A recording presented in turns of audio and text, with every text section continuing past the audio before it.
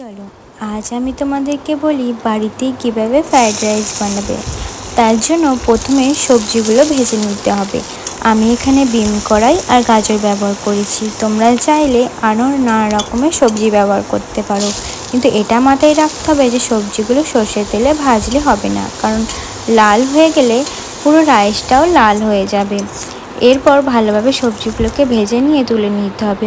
এরপর জলের মধ্যে কিছুটা লেবুর রস দিয়ে দিতে হবে, যাতে ভাতগুলো গলে না যায়, এবং কিছুটা গরম মশলা, দারচিনি, এলাচ, লবঙ্গ, এরপর নুন আর সাদা তেল জলের মধ্যে মিশিয়ে দিয়ে জলটা কিছুটা ফুটতে দিতে হবে, এবং ফুটে গেলে এই জলের মধ্যে ভিজিয়ে রাখা চাল, কাজু, কিশমিশ, বাদাম দিয়ে আবার ভাতটাকে সিদ্ধ করে ফুটিয়ে নিতে হবে।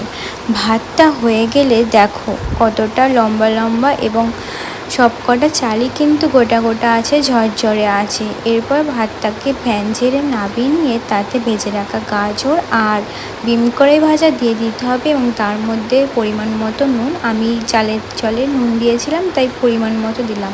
এরপর জিরে গুঁড়ো আর গরম মশলা গুঁড়ো দিয়ে এবং একটু ঘি আমি গরম করে গলিয়ে নিয়েছিলাম সেটাও দিয়ে দিলাম। এরপর ভালোভাবে মিশিয়ে নিয়ে কিছুটা গ্যাসের মধ্যে দম দিয়ে রেখে দিতে হবে, আর যাতে ভালো সেন্টটা হয়। দেখো তৈরি।